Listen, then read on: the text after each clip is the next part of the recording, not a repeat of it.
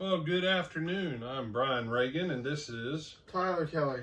And we are coming to you on this beautiful Tuesday at lunchtime with our lunch time on the Sermon on the Mount, and we are in Matthew chapter 5.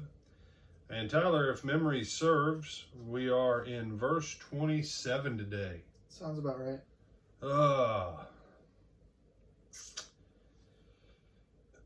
He said, no, I'm really not looking forward to this one for a lot of reasons.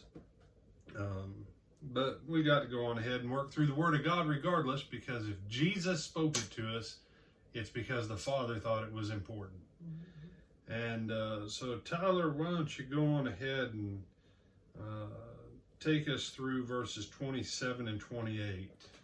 It says, "You have heard that it was said to those of old, 'You shall not commit adultery.' But I say to you that whoever looks at a woman to lust for her has already committed adultery with her in his heart." All right. There's a couple things with this that we want to draw out. First of all, Jesus saying, "You've heard that it was said by those of old time, you shall not commit adultery." You shall not commit adultery being said in olden times is because it's written in the Ten Commandments. This is why we said earlier when Jesus says, "Whoever teaches someone to keep and do these things, these commandments, shall be great." Is there something over my shoulder, or are you just eyeballing Yoda? No. Okay. But that what Jesus was going to say was higher than what was written in the Old Covenant. It's the higher law.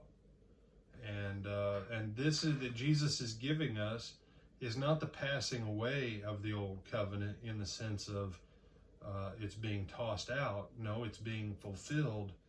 And we're being shown the next level of where we're supposed to go. Most people don't understand what adultery is, first and foremost. All adultery is fornication, but all fornication is not adultery. If you're single and not married, then you say, "How? That should be obvious." I know, but we live in a day and time where we have to make that clear. If you're single and not married, you can only commit fornication. If a person is single, not married, and they have sexual relations, intercourse with someone who is married, we'll define marriage on Thursday when we get to the section of the passage that pertains to married stuff. The person with whom they commit fornication, that person is committing adultery.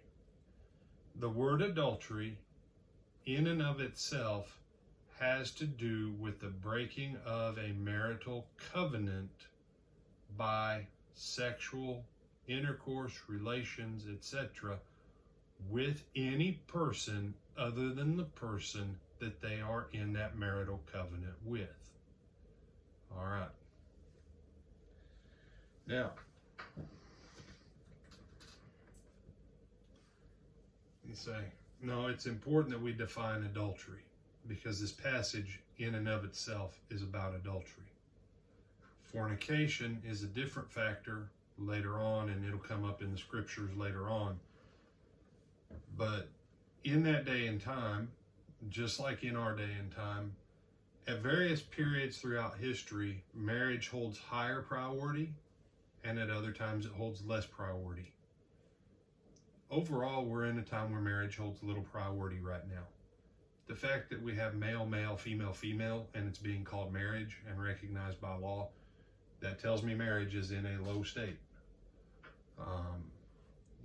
And so this you shall not commit adultery. But I say to you, whoever looks on a woman to lust after her has committed adultery with her already in his heart. Now, Tyler, have you ever heard preachers say something crazy like, "Well, if you already did it in your heart, it's the same as if you did it in the flesh"? Yes. Wow, that's ignorant. That's just wow. Really? So if you've committed murder in your heart, it's the same as if you committed murder physically? Apparently. Apparently.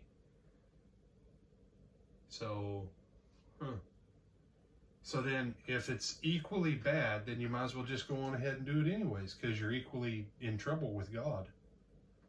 You say, no, brother, don't say that. Well, that's the problem when you take what Jesus says here and you make these extreme statements. The simple fact is, before you can commit adultery in your flesh, you have to have it in your heart. Before you can commit murder in the flesh, you have to have it in your heart.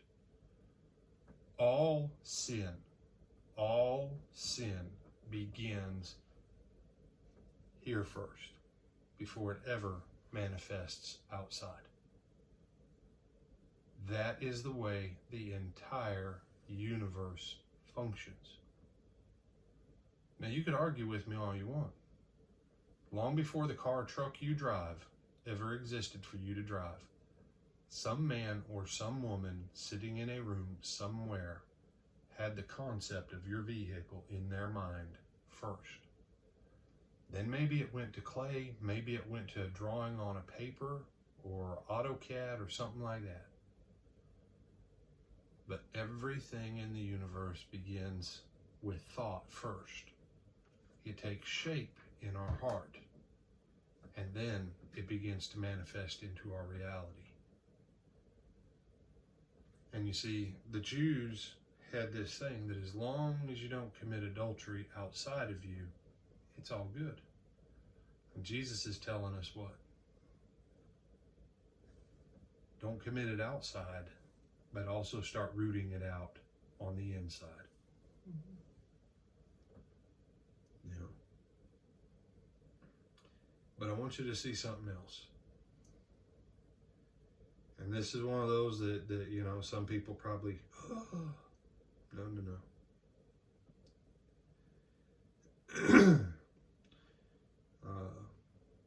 Living in Florida, if you have grown up in Florida, maybe when you go to the beach, and maybe places like Miami Beach and the beaches at spring break, maybe you don't see the clothing of the opposite gender or the lack thereof. I guess it's possible. Someone says, well, you know, women shouldn't dress that way. I'm not going to argue with you. There's a lot of ways women dress that they probably shouldn't dress. There's a lot of ways men dress that men probably shouldn't dress.